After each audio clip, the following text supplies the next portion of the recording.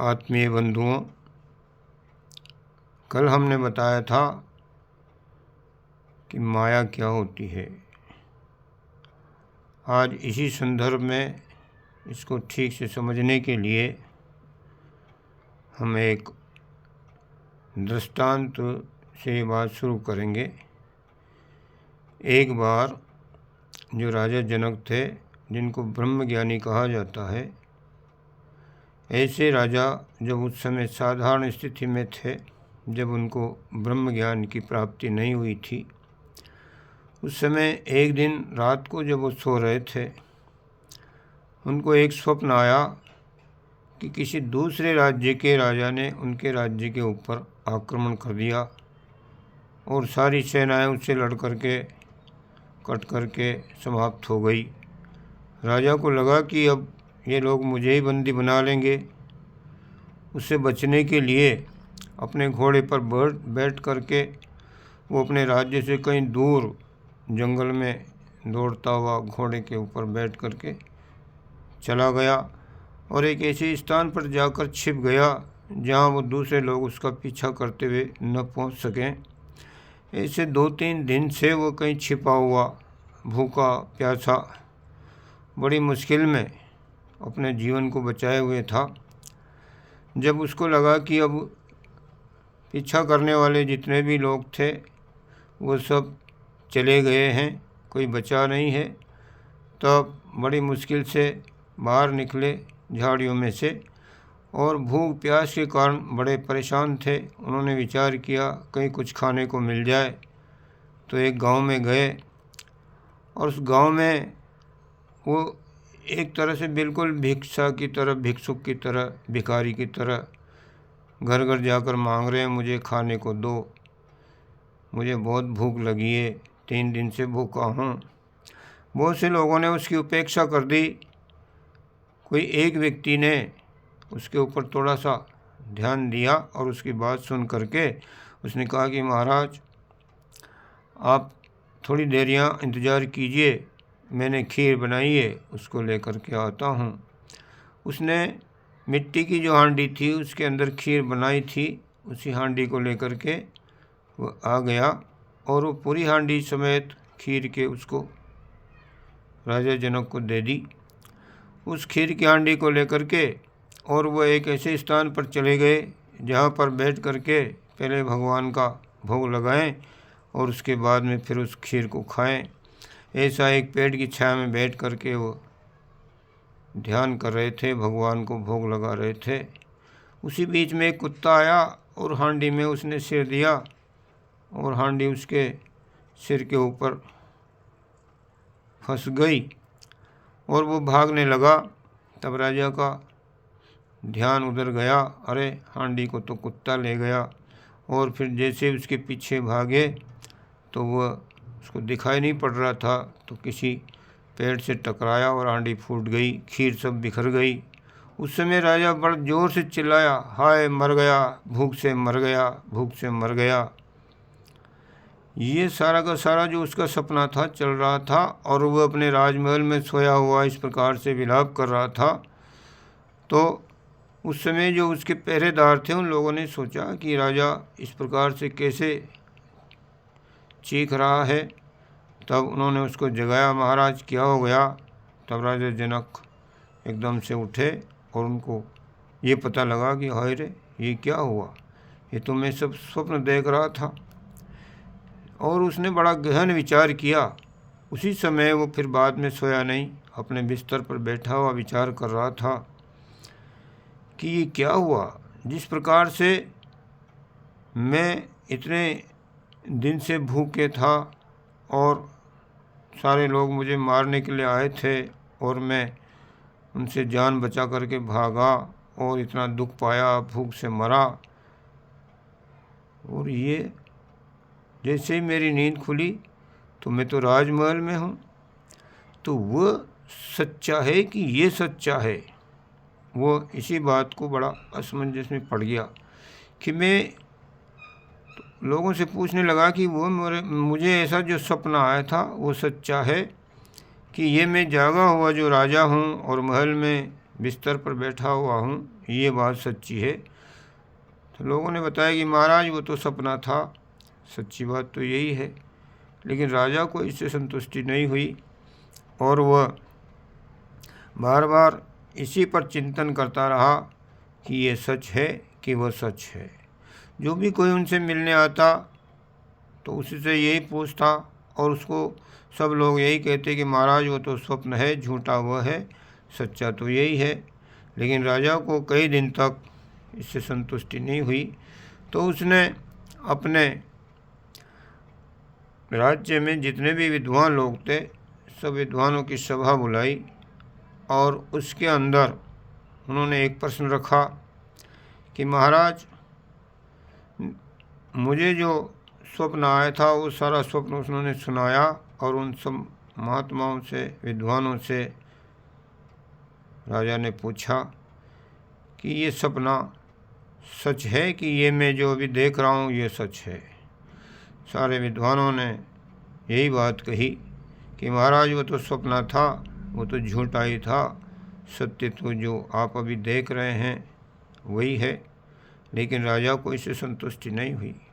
राजा ने फिर और दूसरे राज्यों के आसपास के पड़ोस के राज्य और सब तक ये सूचना पहुंचाई कि जितने भी विद्वान हैं सब लोगों की सभा उन्होंने बुलाई और उस सभा में सब बड़े बड़े विद्वान पहुँचे हुए सब विराजमान थे। उसी समय उसी सभा में अष्टावक्र ऋषि भी आए जो 8 जगह से टेढ़े थे और वह जब चलते थे तो कुछ इस प्रकार से चलते थे कि उनके चलने को देख करके लोगों को हंसी आ जाती थी। इसी तरह से वहाँ पर सब विद्वान बैठे हुए थे और वो ऋषि अष्टावक्र जब बाद में गए तो उनको देख करके जितने लोग वहाँ बैठे हुए थे सबको ज़ोर से हंसी आ गई। जैसे ही वो सब लोग हंसे तो राजा भी हंसने लगा और राजा जब हंसा तो फिर इन्होंने सारे उनको हंसते हुए देखा तो ऋषि अष्टावक्र भी ज़ोर ज़ोर से हंसने लगे। तब राजा ने कहा, अरे भाई ये लोग हंस रहे हैं, इनका हंसना तो इसलिए है कि तुम्हारी चाल को देखकर, तुम्हारे शरीर की स्थिति को देखकर इनको हंसी आ गई और जब ये हंस रहे थे तो मुझे भी हंसी आ गई, लेकिन तुम क्यों हंसे ये मेरे समझ में नहीं आता है। तब अष्टावक्र ऋषि ने कहा कि महाराज मुझे इसलिए हंसी आ गई कि मैंने सुना था कि राजा जनक ने बड़े बड़े विद्वान लोगों की सभा बुलाई है और यहाँ जितने भी लोग बैठे हुए हैं ये सब विद्वान हैं। लेकिन मुझे इस बात की हंसी आई कि मैंने तो सोचा था विद्वान हैं, लेकिन ये तो सारे के सारे चमार हैं और इन चमारों को देख करके और मुझे हंसी आ गई कि ये विद्वानों की सभा नहीं तो चमारों की सभा है। ये बात सुनकर राजा बड़े ही जो है प्रभावित हुए, बड़े नाराज़ भी हुए। उन्होंने कहा हमारे इतने बड़े विद्वान जो यहाँ पर बैठे हुए हैं आप उनका अपमान कर रहे हैं, तो आप इसका स्पष्टीकरण करिए कि ये किस प्रकार से आपने चमार इनको कहा। तो अष्टावक्र ऋषि ने बोला कि महाराज यहाँ पर विद्वान जो है उन लोगों के अंदर जो है ना इतनी दूरदृष्टि नहीं है कि किसी को ज्ञान को देखे। उसने केवल मेरा शरीर देखा और मेरे शरीर की स्थिति को देखकर केवल चमड़ी की परख की और मेरे अंदर जो ज्ञान है उसका इंतज़ार नहीं किया, उसके बारे में उन्होंने विचार नहीं किया। इसलिए मैं ऐसा समझता हूँ कि ये सब चमड़ी की परख करने वाले हैं, इसलिए चमारी तो हुए। राजा को इस बात से बड़ा प्रभावित हुए और उन्होंने उनसे विचार किया कि हाँ निश्चित रूप से महाराज अब मेरे प्रश्न का जो है जवाब दीजिए। वहाँ पर उनको भी अपने एक आसन पर बैठा दिया गया और राजा ने यही बात कही, रात का जो सारा सपना था वो सब सुनाया गया और फिर प्रश्न ये था कि वो सही है कि ये सही है। तो सबसे पहले एक एक करके जितने भी विद्वान बैठे हुए थे उनमें से प्रत्येक ने एक ही बात कही कि महाराज वो सपना तो गलत है, झूठा है और सत्य तो यही है। सत्य यही है जो आप देख रहे हैं, हम बैठे हुए हैं, ये संसार सत्य है लेकिन वो सपना तो झूठा है। तो फिर अंतिम बारी थी अष्टावक्र की। उन्होंने कहा महाराज अब आप आए हैं, आप भी विद्वान हैं, तो आप मेरे इस प्रश्न का जवाब दीजिए कि वो सच है कि ये सच है।